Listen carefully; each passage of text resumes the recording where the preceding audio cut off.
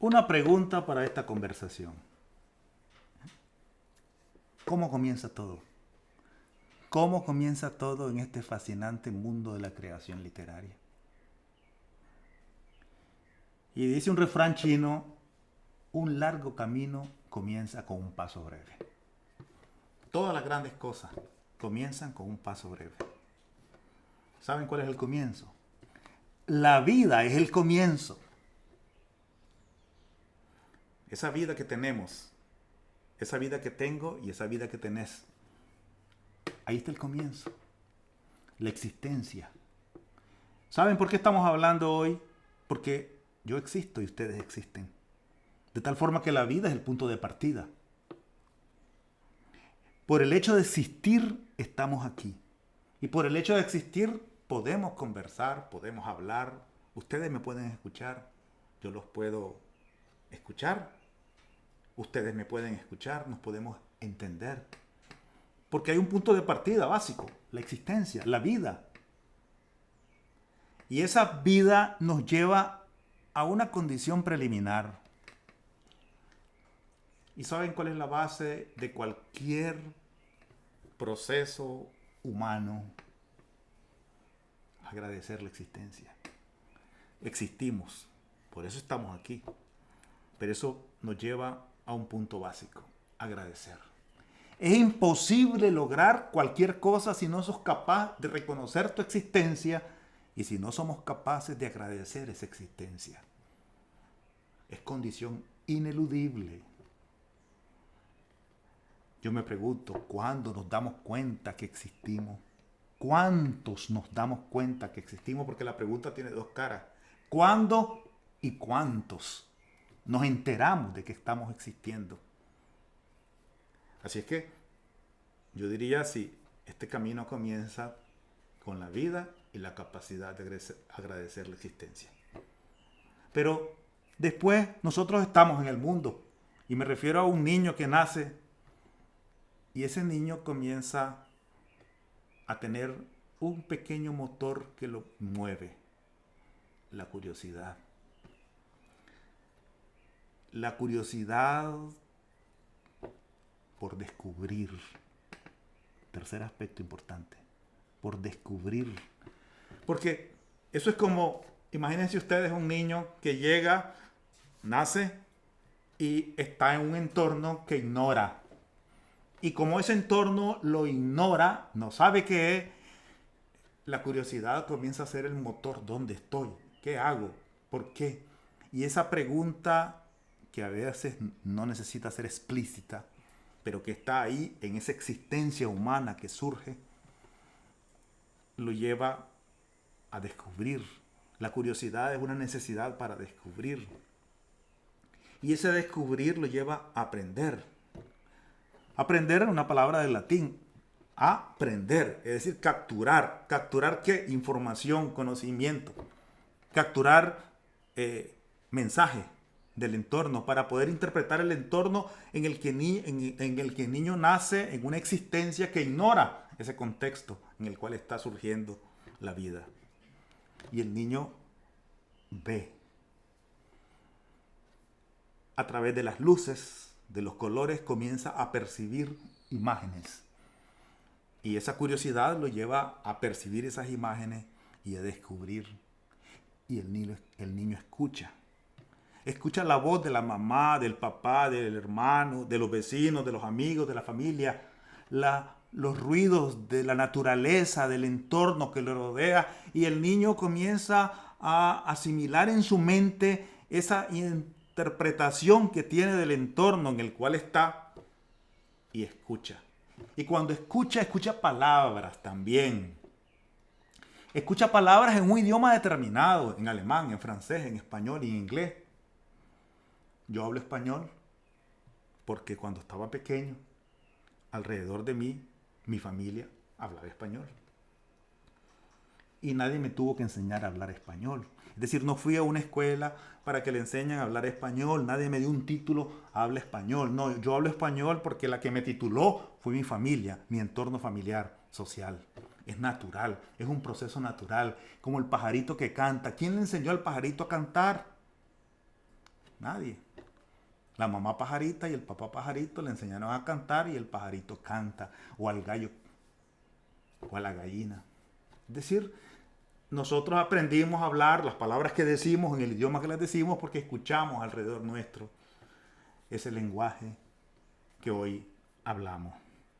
Y también aprendimos a sentir, es decir, algo en el corazón, en las emociones, el beso de la mamá, el afecto de nuestra familia, o el enojo, el malestar o la incomodidad. Comenzamos a tener sentimientos y el dolor, el malestar en el brazo, en el pie. Es decir, comenzamos a sentir en el aspecto físico y emocional en ese entorno en el cual estábamos desde chiquitos. Y comenzamos a pensar. Y la razón comenzó a analizar información, la información del entorno, la información de las voces, porque ya comenzamos a diferenciar que esta voz era de la mamá, o esta voz era del papá, o esta voz no era de ninguno de ellos, o este sonido era de la naturaleza.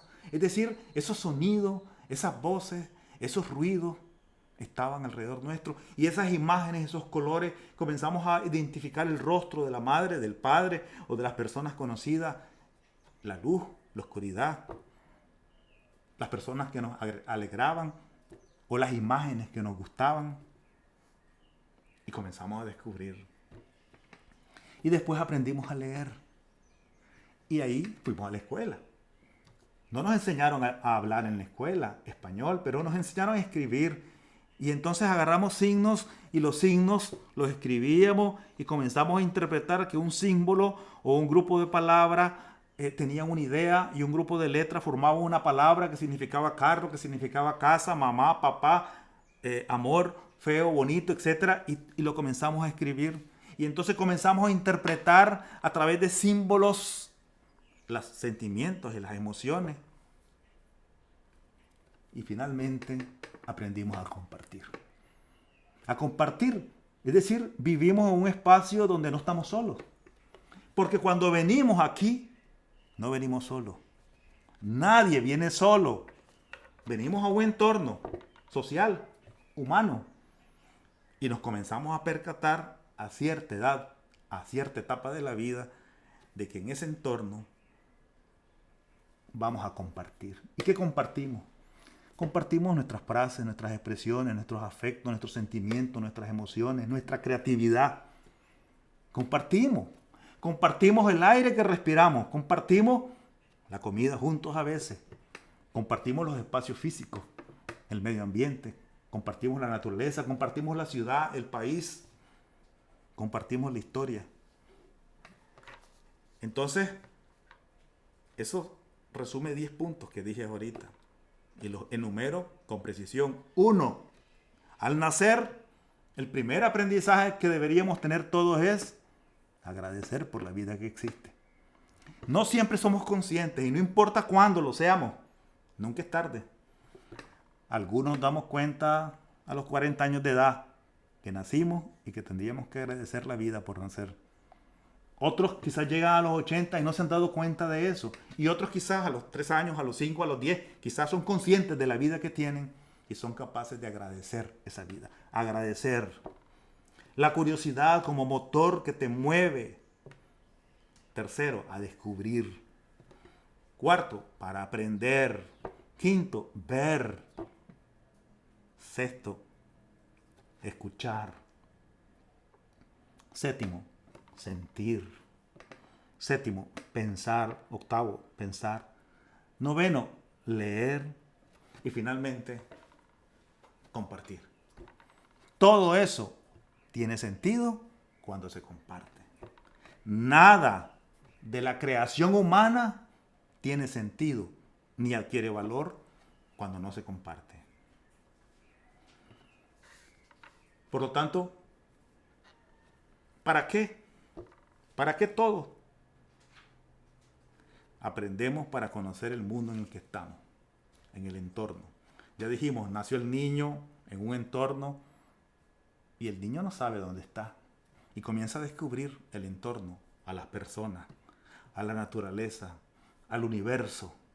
Y comienza a percatarse que ese niño, ese individuo, es parte de una familia, de una sociedad, de una naturaleza, de un mundo y de un universo, y está allí como individuo, integrado a esa globalidad. Pero además, ese descubrimiento nos lleva no solamente a conocer lo que está afuera, sino a conocer lo que está dentro, lo que está en nosotros mismos, lo que somos nosotros mismos. Es decir, es un conocimiento en dos ámbitos. Y alguien puede decir, qué difícil es conocer el universo. ¿Saben que no es así? Es más difícil conocerse uno mismo. Es más difícil descubrirse uno mismo. Porque a veces ese entorno de fuera, que es tan amplio, tan grande, a veces lo descubrimos más fácilmente. Pero a veces ese entorno interno, esas complejidades internas, nosotros tenemos más dificultad para descubrirnos. Entonces, no, por eso nosotros desde chiquitos despertamos nuestros sentidos. Despiertan nuestros sentidos y nuestros instintos. Somos seres humanos, pero somos animales, tenemos instintos también animales. Nuestros sentidos nos da hambre, nos da sed, nos duele si nos pinchan, ¿verdad?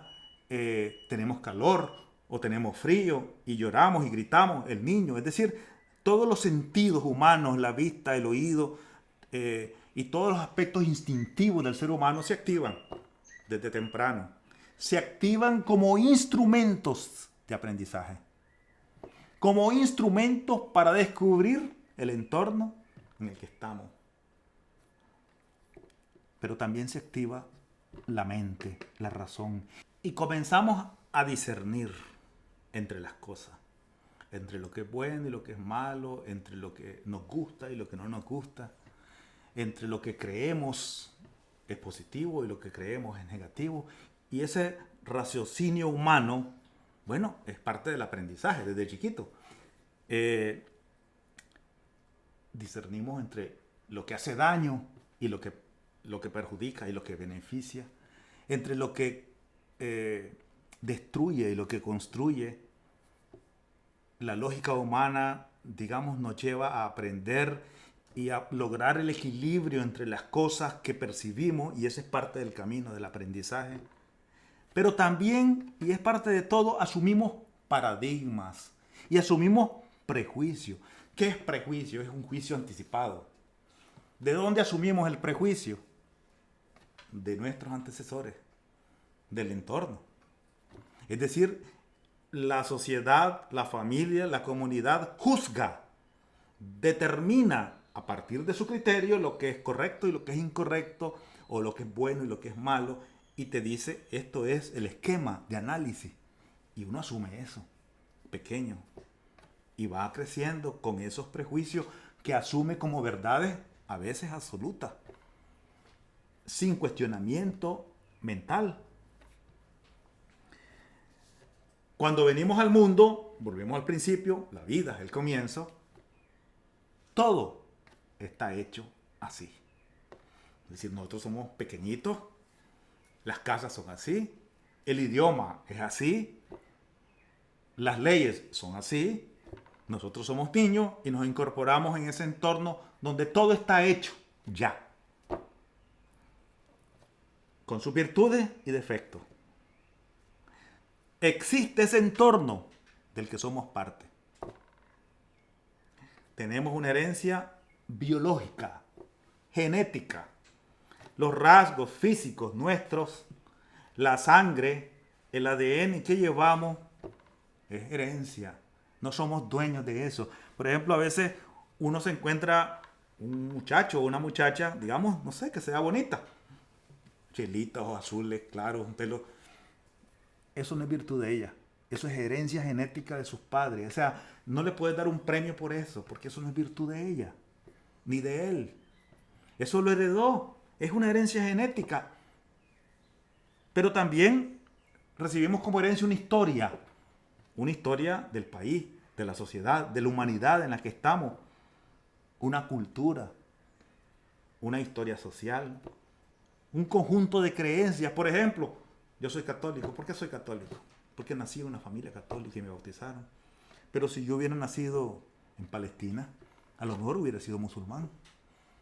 Y es cierto que uno en un tiempo determinado puede optar entre, no, me voy a hacer cristiano, me hago musulmán, me hago budista. Sí, es cierto que uno puede. Pero la verdad es que uno nace ahí, en ese entorno, y ese entorno le determina el conjunto de condiciones, no solamente el idioma que habla, sino que también, y no solamente el color de la piel y los rasgos genéticos que uno tiene, sino que también las creencias religiosas, culturales.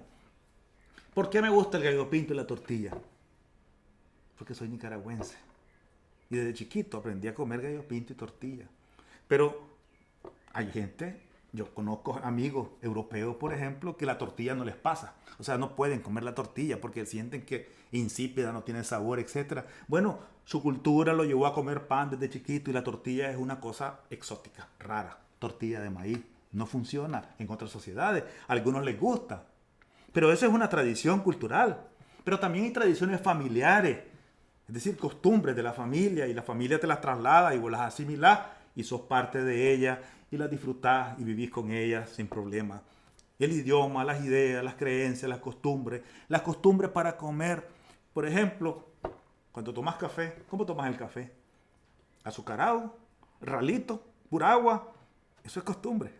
O lo tomás más espeso, etcétera, no lo sé. O con leche. Es decir, todo eso son marcas de la costumbre, de la tradición familiar, de la sociedad en la cual estás. Entonces, ¿qué tenemos que reconocer como punto de partida importante? Que somos continuidad de unos antecedentes biológicos, culturales, sociales, históricos. Eso es imposible de obviar. Es decir, reconocer eso es reconocernos nosotros. Por ejemplo, a veces uno cuestiona el tema, por ejemplo, de la conquista española. Está bien, podemos criticar todo aquel momento histórico. Pero ¿saben qué? Hoy, nosotros, latinoamericanos, tenemos sangre indígena, negra, de esclavos africanos que fueron traídos a América y aquí se mezclaron, y también de españoles. Eso somos hoy. Una mezcla de 3 grandes razas. Y los españoles también llevan mezcla árabe. Muchas palabras que hablamos son de origen árabe, porque estuvieron marcados por 8 años de conquista árabe en la península ibérica. Es decir, eso somos. ¿Por qué negar que somos una mezcla étnica de indio, negro, español, árabe, etcétera? No tiene ningún problema, no tiene ningún sentido discutir ese pasado que es real. Yo pregunto, ¿lo entendemos? Es parte del aprendizaje. Decía Saramago en uno de sus libros, ¿quién ha hecho esto por mí? Llega un momento en la vida que uno se pregunta, ¿y todo esto que está hecho? Y de ahí, ¿quién lo hizo? Bueno, cuando viniste estaba. Así estaban hechas las casas, así hablábamos el idioma, etc. Pero ahora viene el segundo punto importante que yo quiero compartir con ustedes. Pero ahora que venimos, sos vos y soy yo y somos nosotros. Es todo el entorno. Pero ese entorno, esa existencia, en esa existencia y en ese entorno, existo. Existo como una persona igual y diferente. Única. Es decir, soy parte del todo, pero soy único y diferente. Soy particular. Y eso me lo da mi carácter humano. El pollo, la gallina, en la granja o la vaca en el corral no logran esa diferenciación. Pero el ser humano, en ese contexto universal, en esos antecedentes desde el pasado, en esa mezcla compleja de la historia, en el presente, en esa complejidad presente, logra diferenciarse él. Como una persona auténtica, única, particular, en un contexto global. Y entonces aquí viene una pregunta clave. Y en esa universalidad, ¿cuál es mi propósito? ¿Para qué existo? Si acepto que soy único en el colectivo, si acepto que soy particular en la globalidad, ¿para qué soy? Y esta es una pregunta clave para la vida de todos. Pero la respuesta solamente la puede dar cada uno. Estas son de las respuestas que nadie te las puede hacer y nadie te las puede responder. Cada quien debe responderla. Y también hay otra cosa importante. ¿Cuánto tiempo requerimos para respondernos esa pregunta? No hay tiempo. Hay personas que se la responden en la adolescencia. Hay personas que llegan a la madurez y no se han podido responder esa pregunta. Y esa es la pregunta, yo diría, fundamental del ser humano. Cuando el ser humano nace en ese contexto complejo, diverso, igual y diferente, se debe preguntar, ¿para qué existo? ¿Qué propósito tengo? Y ese propósito lo define uno y solamente uno. No es el propósito que te definieron tus padres o tu madre o tu abuela o tu vecino o tu amigo. Es el propósito que vos asumiste. Y aquí cada quien debe recorrer el camino necesario en función de su propósito. Y cada uno establece la medida, la grandeza y la significancia del propósito. Es decir, no es posible decir que este propósito es loable o grande o importante y este no lo es. No existe ese criterio. Ese es un paradigma erróneo. Es como decir, bueno, propósito grande es el que te hace millonario. No necesariamente. O propósito grande es el que, no sé, te logra el título universitario más reconocido. Bueno, no necesariamente una cosa es más grande que otra. Yo pregunto, un artesano que hace zapatos y que produce los mejores zapatos y que siente ahí su propósito puede ser mucho más grande su propósito que cualquier otro. Y aunque no tenga dinero. Porque eso lo satisface, lo llena. Y marca con eso la diferencia en el entorno. Ya dijimos, estamos en un universo. Pero él es particular, único en lo que hace y en lo que da y en lo que produce y en lo que impacta en la sociedad donde está. Es la capacidad de crear. Y en ese propósito, yo pregunto, ¿cuál es el obstáculo principal, creen ustedes? Alguien me dice, mi familia, la sociedad, el gobierno, es que soy pobre, la política, las creencias. Falso. Nada de eso es el obstáculo principal. El obstáculo principal en la construcción, determinación y alcance del propósito que cada uno se defina es uno mismo. Y ahí viene, como decía un amigo, bailame el trompo en este dedo. Es decir, es la pregunta del millón. Es muy fácil echar la culpa a otro. Aquí no hay nadie a quien culpar. Es decir, vos sos dueño de tu propósito, independientemente de la circunstancia. Bueno, uno se pregunta por qué tengo que hablar de tantos detalles que parecen filosofía. Pero todo eso, la búsqueda, el amor, el odio, los prejuicios, las historias de vida, todo eso es el propósito de la literatura. La literatura incursiona en esa búsqueda de propósito, en los caminos que el ser humano emprende, en los obstáculos, en las propias contradicciones humanas, emocionales, mentales, en los conflictos sociales, todos ellos en función de lograr un propósito, un fin, y las dificultades para lograrlo. Entonces, los grandes temas de la literatura son esos. Y cada autor presenta ahí, de una manera distinta, los mismos temas. Alguien decía, ¿hay algo nuevo que decir en la literatura? Todo está dicho ya en la literatura. Lo que cambia es la forma en que lo decís. Las experiencias de vida se modifican, pero alguien dice, alguien ha hablado del amor, o de la muerte, o de la paz, o de la guerra. Todo se ha hablado siempre, pero la manera de decirlo cambia. Y las experiencias de vida cambian. Y la manera de contarlos cambian. De repente, cuando uno descubre un autor, se da cuenta que el autor puede ser visto de otra forma. El mismo autor, la misma obra puede ser vista de otra manera. O poder descubrir en la obra otras características que no vistes antes. Y poder ver la literatura desde lo cotidiano o desde lo extraordinario. Es falso que para contar algo que tenga carácter literario tiene que ser algo grandioso. No es cierto. Lo cotidiano, tomarse el café en la mañana puede ser una narración que se puede construir o puede ser un poema. Visitar a la novia y contarle una experiencia personal. Caminar en el campo, caminar en la calle, recoger un pajarito que se cayó de un árbol, de un nido, recoger los huevos de la granja. Todo eso puede ser contado en la literatura, en un poema o en una narración. Eso es leer.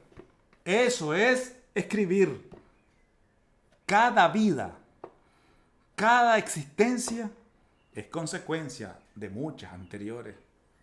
Yo estoy aquí porque mis padres me dieron la vida y a mis padres, mis abuelos le dieron la vida y a mis abuelos, los bisabuelos le dieron la vida.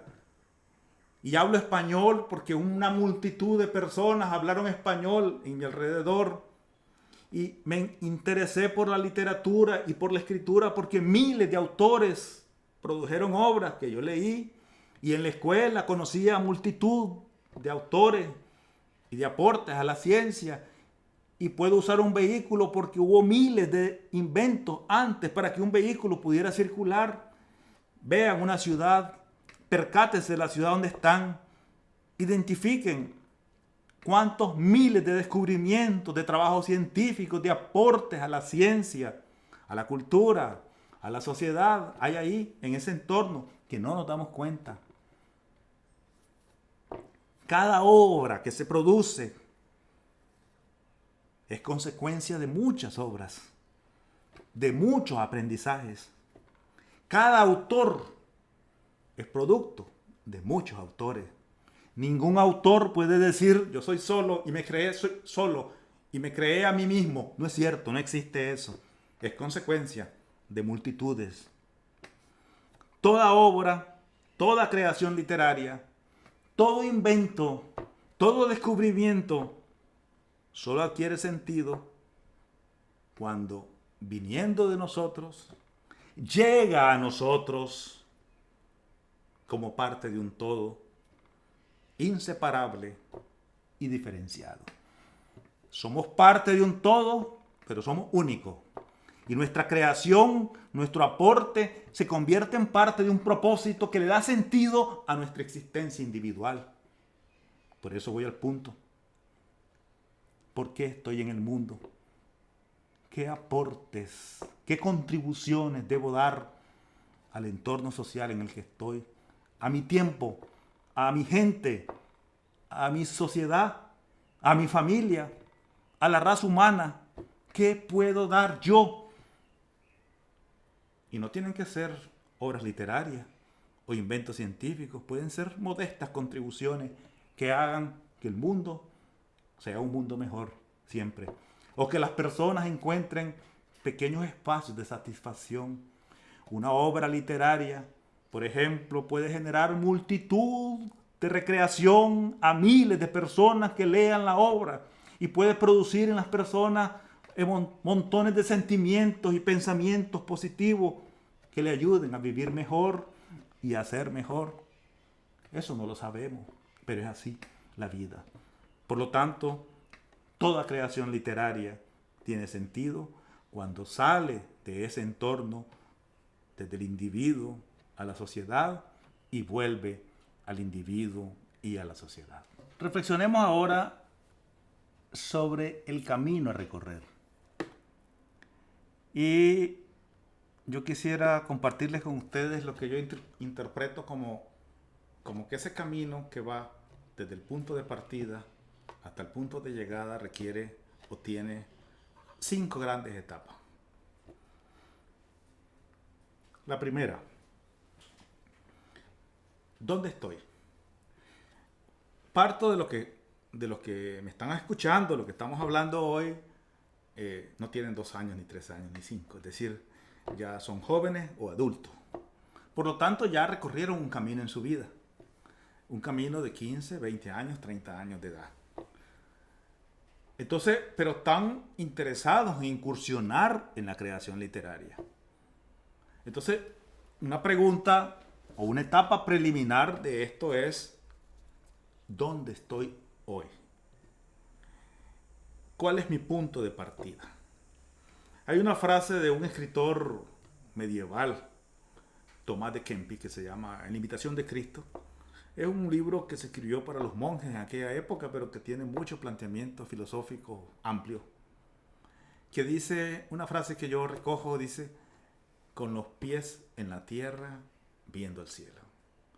Y me parece que esa frase recoge muy bien lo que quiero plantearle. Con los pies en la tierra es como decir el punto de partida.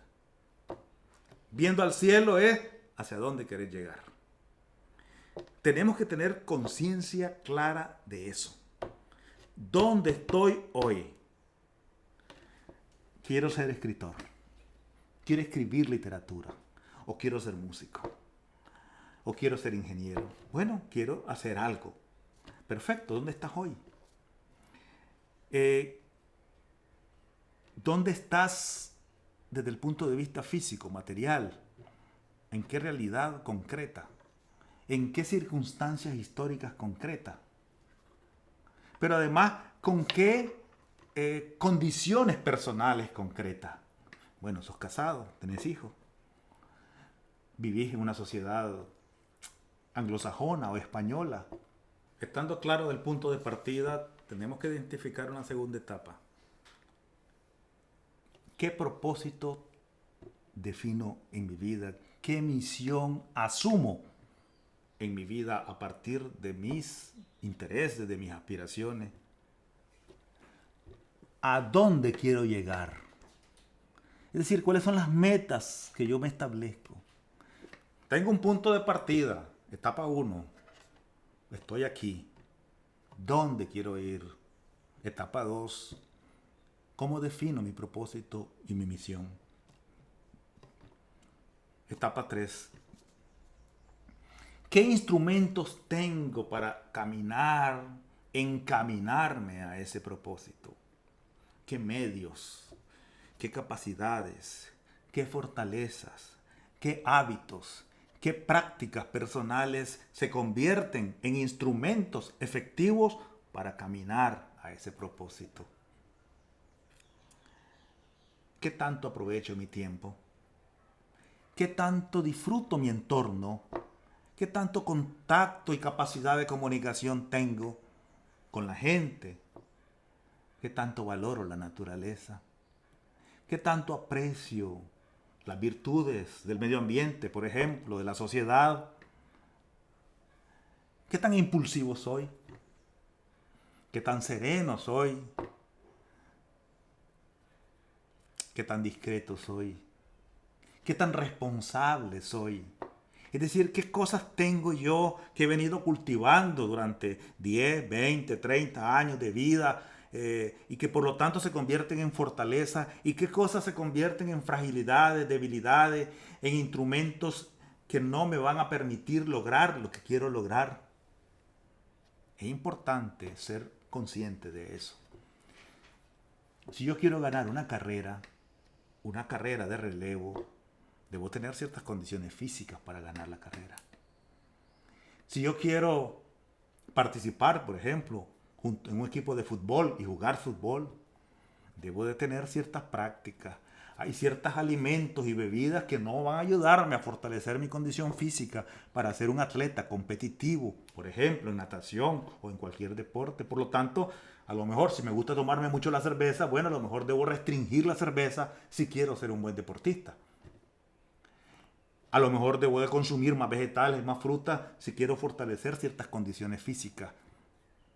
Por lo tanto, me parece que esta tercera etapa es una tercera etapa personal, donde yo debo identificar mi fortaleza, mis debilidades, mis capacidades, mis hábitos, mis prácticas, todos esos instrumentos que son míos, personales, hasta la capacidad de comunicarme, hasta la capacidad de ser sereno, de no ser exaltado, la inteligencia emocional, por ejemplo. Es decir, ¿qué cosas tengo? Y a partir de ese tercer punto, pasar al cuarto. ¿Qué me falta para eso? Para lo que quiero lograr. Ya estoy claro dónde estoy. Ya estoy claro en una segunda etapa hacia dónde quiero ir, cuál es mi propósito. Ahora identifico qué tengo, qué soy, qué prácticas, qué hábitos. Y ahora el cuarto es, ¿qué me falta? Y saben ustedes, y voy a decir algo que quizás algunos vean irreverente, ¿qué necesito aprender? ¿Qué necesito asumir? ¿Qué hábitos requiero asumir, aprender, asumir, practicar, desarrollar? Pero ¿saben también qué? ¿Qué paradigma requiero romper? Si no soy capaz de romper prejuicios, paradigmas que me estancan, me quedo donde estoy. Porque no me voy a mover para allá. Y eso a veces resulta lo más difícil de todo. Lo más difícil de todo es romper los paradigmas, romper los prejuicios que te impuso tu entorno, del que sos parte. La sociedad, la familia, la historia, el contexto histórico, social, concreto, donde estás, tiene creencias, tiene prejuicios, tiene contradicciones, y vos asimilaste esas contradicciones y tu mente y tus emociones de repente se contaminaron de cosas que a lo mejor se convierten en obstáculos, en limitaciones, y tenés que romper. Yo siempre menciono a Darío, por ejemplo. Darío nació en un entorno concreto. En el español, hablaba español, pero él se atrevió a romper las reglas del español de su época y por eso innovó el idioma. Bueno, ¿qué querés hacer vos? ¿Qué querés innovar? ¿Qué querés transformar? ¿Querés hacer literatura? Pero expresarlo de manera creativa, rompiendo esquemas, rompiendo prejuicios.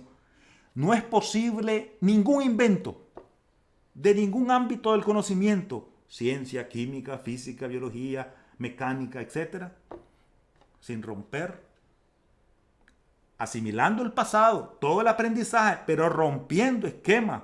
Es la única forma de generar un invento. Pónganse ustedes a pensar en el siglo XIX, siglo XX, cuando, por ejemplo, no existía la informática o no existía esta posibilidad de comunicarme con ustedes de manera virtual. Alguien tuvo que romper los esquemas para que fuera posible esto. Alguien tuvo que romper los esquemas para que pudieran existir los automóviles, el telégrafo, en aquel entonces, el teléfono, el celular, la era digital.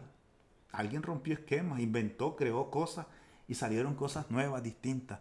Bueno, ese es el invento. Entonces, aquí esta cuarta etapa fundamental de la vida es identificar qué me falta, qué debo de hacer, qué debo tener, qué debo asumir, qué hábitos debo aprender, qué esquemas y paradigmas debo romper. Y el quinto es emprender el camino, comenzar a caminar. Y aquí viene una observación de mi experiencia y mucha gente lo puede decir. No esperemos emprender el camino o iniciar el camino cuando todas las cosas estén resueltas, porque la verdad es que nunca van a estar resueltas. Siempre van a haber cosas que te van a faltar. Siempre habrá cosas insuficientes. Sobre la marcha tendrás que ir completando las cosas que faltan. Esto no es como construir un edificio. O sea, vas a construir el edificio y lógicamente tenés que tener el hierro, los bloques, el cemento. Es decir, para construir el edificio y que en 3 meses, en 6 meses el edificio esté listo. O sea, no puedes comenzar a construir el edificio solo porque tenés el hierro y lo vas a dejar parado 6 años, 10 años hasta que el cemento esté. No, no es eso. Este proceso es diferente, es un proceso de vida. Yo pregunto, y una pregunta práctica, ¿cuántas personas se casan hasta que todo esté resuelto? Es decir, ya tienen casa, carro, todo económicamente. Es muy difícil. La gente se casa porque se quiere, porque se aman y se casan. Se casan con 1000 dificultades y comienzan su camino. Y sobre el camino van resolviendo. Miren, si un padre, y yo me refiero, si mi padre y yo como padre hubiera pensado que voy a tener un hijo hasta que yo estuviera preparado para ser padre, nadie sería padre. Porque nadie está preparado para ser padre hasta que comienza a ser padre y comienza a aprender lo que significa ser padre. Alguien puede decir, voy a ser madre cuando esté preparada. Y pasan 30 años, 40, 50, se hizo vieja y ya no va a ser madre nunca más porque quedó esperando el tiempo. Y el tiempo nunca está listo todo. Por lo tanto, el punto quinto clave, esta etapa quinta, es emprender el camino. ¿Cuál camino escogiste? Emprendelo. Comenzá a caminar. Es que no tengo todo listo. Hasta que tenga todo listo en la mochila, voy a comenzar. Bueno, nunca vas a comenzar. Me voy a casar hasta que esté todo listo. Nunca te vas a casar. Voy a tener hijos hasta que yo sepa cómo ser padre. Nunca vas a aprender hasta que no tengas el hijo y no cometas los errores que se cometen cuando uno no sabe ser padre y quiere ser padre y es padre, pero no sabe qué hacer. Es la vida real. Esto no es construir un edificio, es construir tu vida, tu propósito de vida. Y la literatura es un propósito de vida. Por lo tanto, estas 5 grandes etapas que yo menciono, alguien me dice, ¿cuánto tiempo es? Aquí volvemos al punto de partida. Esto no tiene tiempo. Cada quien define su tiempo.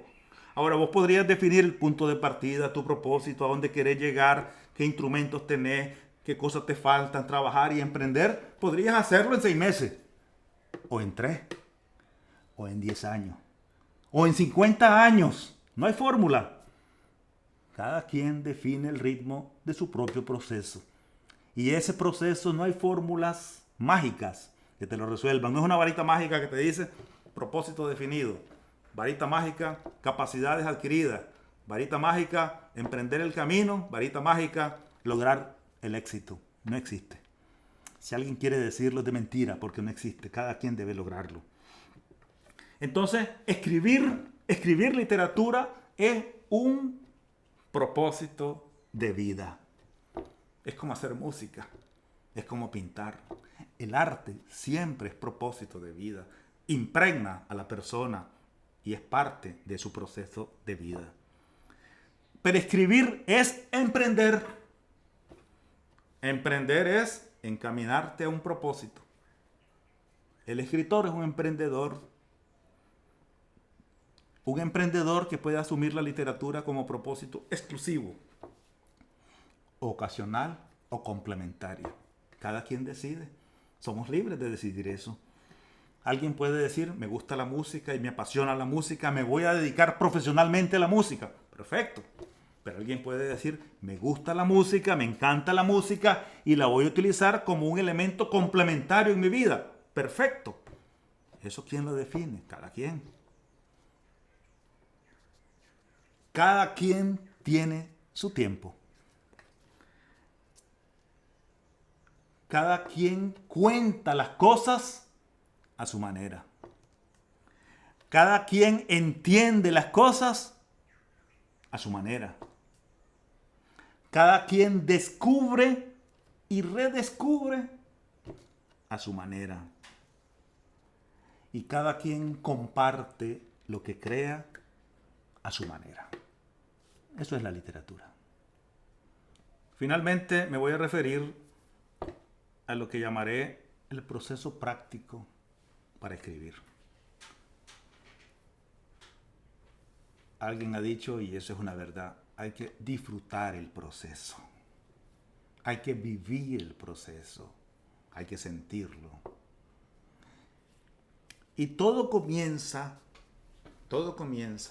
aparte de lo que hemos dicho antes, ya en esta etapa concreta de producir una obra literaria, un texto literario, todo comienza con una idea. Es como una chispa.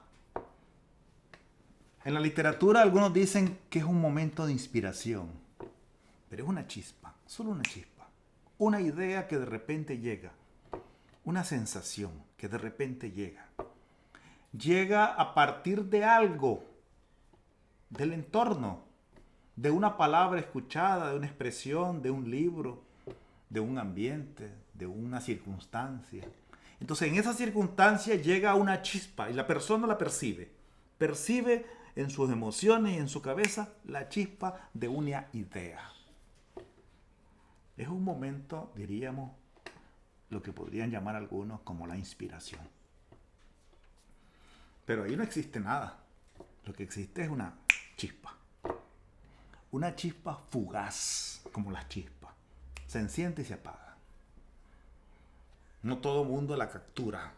No todo mundo es capaz de agarrar la chispa, detenerla y trasladarla en su mente y en su corazón y dejarla ahí. Hay algunos que simplemente la chispa llegó y se esfumó y no la vieron más. Hay otros que agarramos la chispa, la idea, y pasamos a una segunda etapa del proceso. La idea nos comienza a dar vueltas y vueltas en la cabeza.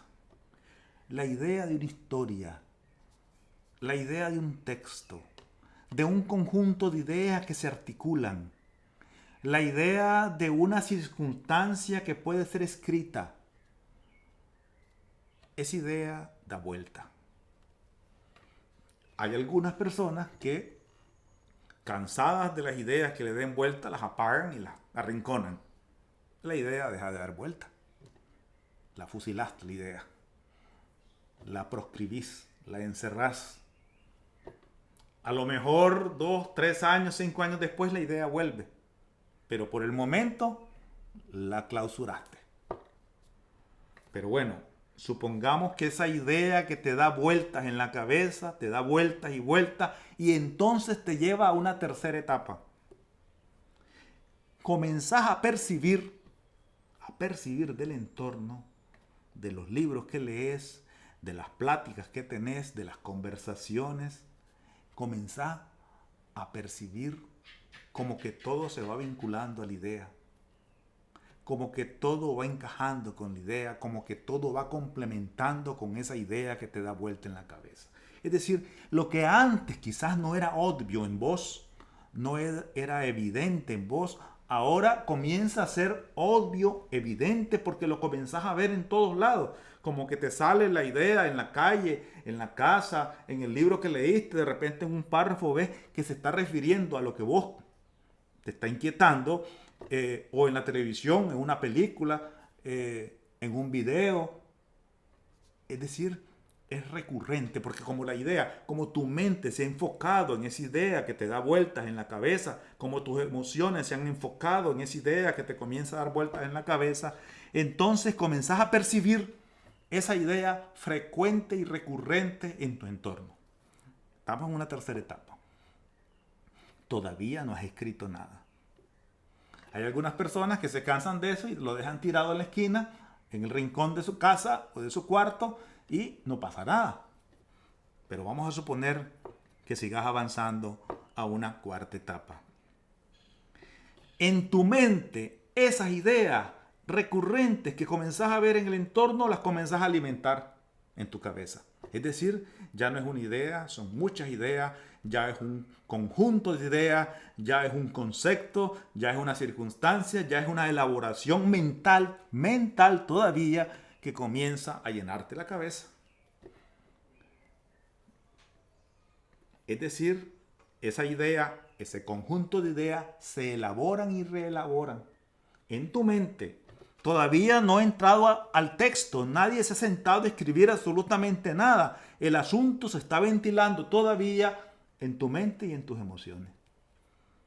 ¿Cuánto tiempo ha pasado? No sé, cada quien define su tiempo, ahí no hay tiempo. Pudieron haber pasado 1 año, o 6 meses, o 1 día. Es decir, eso está dándote vuelta. Y entonces, aquí vos podrías decir, esa idea, bueno, la tiro a la basura, no tengo tiempo, no me interesa, punto. Y la arrinconás y la tirás a la basura. Capítulo cerrado, no pasó nada. Dentro de 5 años a lo mejor vuelve a salir y entonces la volvés a retomar. Y pasás entonces a una quinta etapa o un quinto punto, un quinto paso.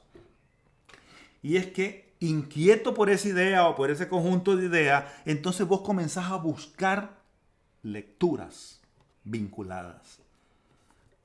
A comenzar a escuchar conferencias, temáticas, escritos, buscar referencias electrónicas, físicas, como sea, vinculadas a esa, a asistir a conferencias, eventos o lo que fuera que se relacionan a eso. Es decir, comenzás a alimentar no solamente lo que te aparece circunstancial y casualmente, sino comenzás a buscar, buscas libros, novelas, ensayos, cuentos, literatura, lo que sea que alimenta eso, a estudiar, a aprender, a descubrir. Entonces ya la idea ya no es una simple idea, ya se convierte en lo que yo llamaría una temática. Es decir, ya es un conjunto más articulado, pero que todavía sigue estando en la mente, en tu lectura, en tu organización autodidacta. Es decir, comenzás a organizar tu aprendizaje sobre un tema que como una chispa se te metió en la cabeza, te comenzó a dar vuelta, comenzaste a percibir en el entorno un conjunto de manifestaciones vinculantes a esa idea, se te hizo una multitud de ideas y se te convirtió en una temática que estás alimentando con estudio sistemático de acuerdo a tu interés. Y entonces pasas al sexto punto. Tu mente elabora algo. Elabora una hipótesis, una teoría, una circunstancia, un relato, un poema, un libro. Elabora y lo elabora a partir de lo que has venido aprendiendo, pero a partir de lo que vos como individuo podrás incorporarle a ese elemento nuevo, a ese texto nuevo, que no es la copia de ningún texto, pero tampoco es salido de la nada, sino que ha surgido de un aprendizaje amplio, pero que vos le ponés tu toque personal al texto. Todavía no has escrito, todo sigue en la mente. Y hasta que llegas al paso séptimo, es lo que yo llamaría, te sentás a escribir. Y a escribir lo que salga, a partir de un esquema. Haces un esquema, haces un diagrama de concepto y comenzás a escribir. Depende de lo que vayas a escribir. Si es poema, los versos, o un ensayo, o un cuento, una novela, y comenzás a escribir. Y escribís fluido, como un caudal de ideas abundante que va saliendo sobre el papel en la computadora sin parar, en el tiempo que necesites. Horas. Es muy común que cuando los escritores comenzamos a escribir, con facilidad pasamos 12, 15, 16 horas sentados escribiendo.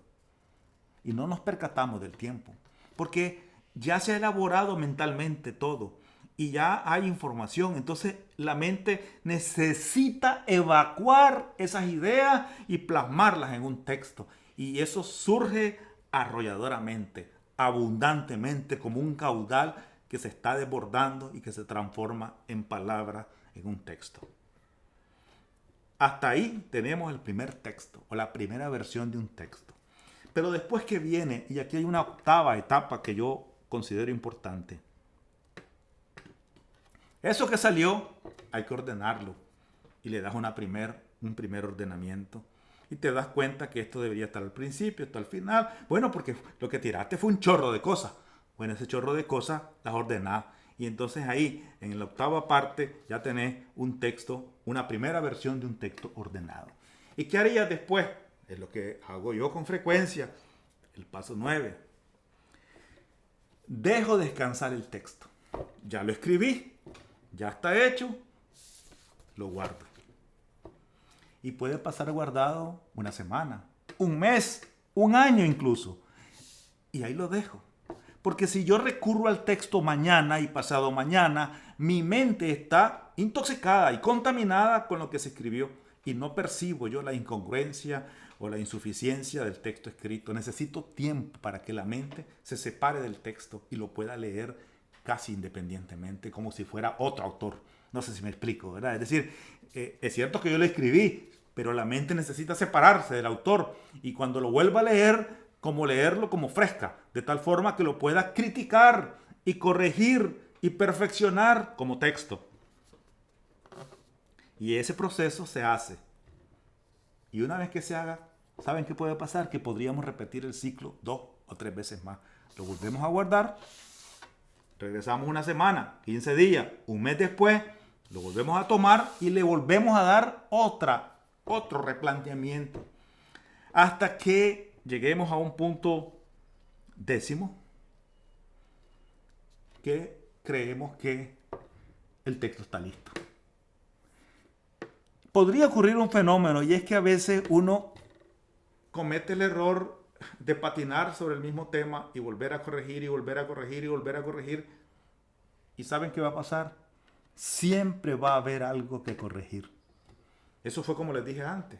Si vos esperás para casarte o para tener hijos que todo esté listo, nunca vas a casarte y nunca vas a tener hijos. El texto hay que cerrarlo un día y decir, aquí queda, punto. Entonces, publicar. ¿Qué es publicar? Publicar es vencer el miedo. Un texto perfecto podría quedar embodegado toda la vida. ¿Por qué? Porque el autor no venció el miedo. Y un texto imperfecto podría dar a luz y ser famoso incluso, porque el autor venció el miedo. Tuvo confianza en sí mismo y venció el miedo. Terminado ese proceso, publicado, hemos hablado 12 pasos. Es lo común. Eso puede durar 2 años o 3. Una novela, por ejemplo, en general, requiere un tiempo. Requiere lo que nosotros llamamos un largo aliento. Una novela de 200 o 300 páginas requiere un largo aliento para no cansarse desde la primera hasta las 200 o 300 páginas. Un cuento, una narración breve, requiere menos tiempo, un aliento más corto, porque son 5 páginas, 10 páginas, y es más breve. Pero ese camino, un cuento podría tener ese proceso desde la idea hasta que sale elaborado, podría tener una duración mayor. La experiencia es el maestro, dice el refrán, y eso es cierto. Es decir, un autor que ya ha escrito novela o que ya ha escrito cuentos, pues con más facilidad se encarrila en la dinámica, porque ya conoce su propia dinámica y ya conoce la dinámica para la construcción del texto literario. Un aprendiz o un escritor que comienza tendrá dificultades por ese proceso, porque el proceso no es solo aprender cómo se hace, cómo lo han hecho otros, sino cómo lo voy a hacer yo, y cada quien define su ritmo. Y finalmente, y con esto cierro esta conversación, que espero haya sido útil para todos ustedes, es que terminado un texto, publicado el texto, hay que darle vuelta y se olvida. ¿Saben por qué? Porque la única forma de escribir otro texto es olvidarse del anterior. Porque si no vas a estar patinando y patinando sobre el mismo que ya pasó. El texto ya pasó, se escribió. Ahora, eso no quiere decir que no conversemos y que no hablemos del texto nuestro escrito. Y les quiero confesar una verdad. Yo no he vuelto a leer ninguno de mis libros una vez que fue publicado. He leído parte, algún párrafo, algún apartado, pero que yo haya vuelto a leer el libro completo que ya publiqué 5 o 10 años atrás, no ha ocurrido y no ocurrirá, porque es un libro que ya publiqué, ya salió, ya cumplió su propósito, ya las ideas fueron evacuadas en ese texto y ahora vendrán otros. Ese es el fascinante mundo de la literatura.